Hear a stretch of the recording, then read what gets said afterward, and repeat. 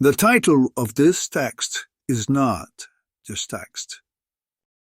Or, in other words, this text is not defined by its title.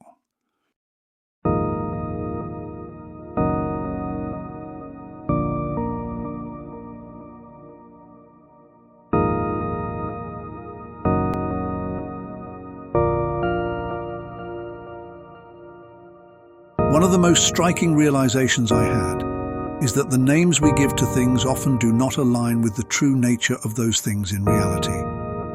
This disconnection is visible even in familiar, everyday aspects of life. Marriage, for example, is far more than a simple statement of "we're married." Some marriages have truly ended long before the words stop being said. Friendship is another example. There's this odd notion today that friends must share identical desires and avoidances, and trying to make friendships fit into such a mold feels like a betrayal. Respect, also, is often mistaken for friendliness. One can use the most courteous words and warm smiles and still be entirely disrespectful. This discrepancy extends sharply into institutions. What we label the market often has little to do with any essential characteristic of a true market, and state often fails to capture the essence of what a state is meant to represent. These terms are largely hollow because they fail to set meaningful distinctions between concepts. As Peirce argued, there is no difference in meaning unless it's expressed through a real, practical consequence. We cannot distinguish something as hard or soft unless we can test and observe its properties. Peirce shows us the relation between the sign, the meaning, and the reference. This triad relationship of language sums up the problem that we have today. Too much signs, so few references, and no meanings at all. This line of thought leads us to an essential philosophical understanding. The name of a thing is not the thing itself. Sometimes, the name might reflect the reality accurately, but very often, that is not the case.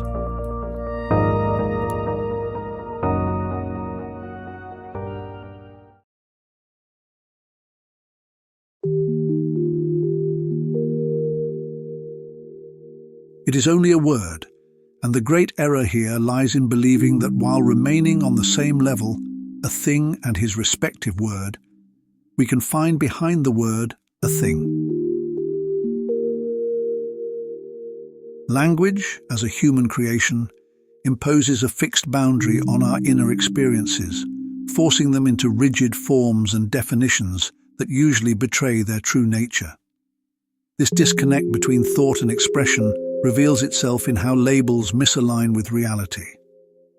The essence of things, the inner experience, remains fluid, beyond the capacity of words to fully capture. When we speak of marriage, friendship, or respect, we attempt to grasp and define something that, in itself, resists being pinned down. The label merely shadows the reality of lived experience, which Bergson saw as dynamic and flowing, never fully capturable by the static symbols of language. Recognizing this can shift your perspective on human experience entirely. You begin to notice that the best in people often goes undetected by usual surface-level perceptions. You might find beauty in small gestures and learn to be cautious about grand promises or the notion of heroic figures. This awareness can guard you against the allure of dramatic predictions and keep you wary of those who rely heavily on abstract, untouchable ideas, or on trivial events framed as monumental turning points for humanity.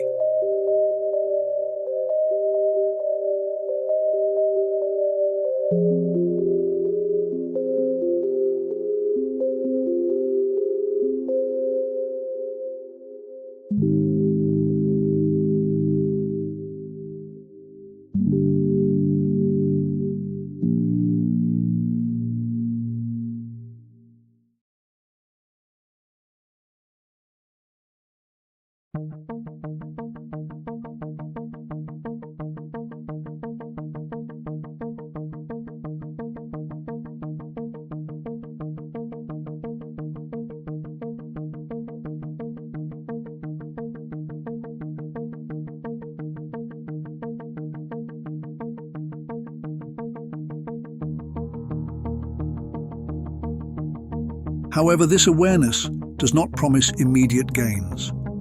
No dramatic professional success or profound improvement in your relationships will come solely from this insight. This awareness isn't some hidden power.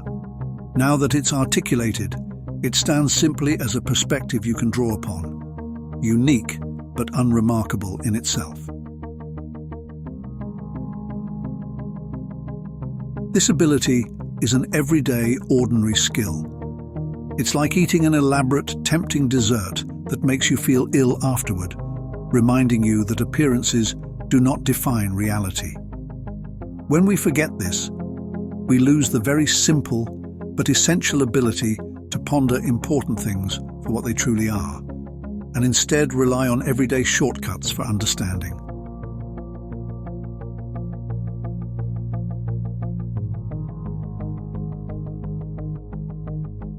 Rediscovering this simple truth and bringing this perspective back to our inner reflections and analyses may not transform you overnight. Yet, it brings you closer to Bergson's idea that true understanding often resides in feeling rather than in words.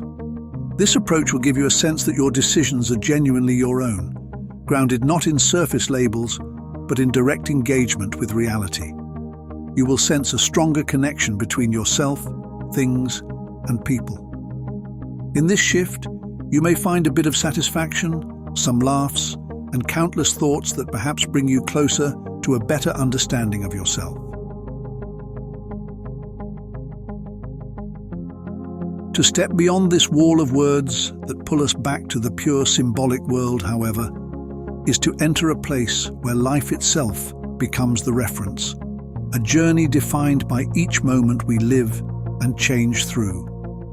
Freed from fixed meanings, we embrace a self that grows with every sensation, each encounter and each experience adding depth to our understanding of reality and ourselves. This shift is not merely a break from old ideas, it is an unfolding, a creative evolution, where we move beyond rigid symbols into the richness of what truly is this world that we live.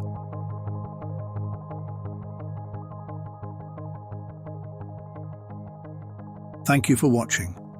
If you like this video, I may suggest you to click on the like button, share this video to your friends and family, and don't forget to subscribe. And if you use Brave Browser, you can help this channel by contributing with basic attention tokens. See you next video.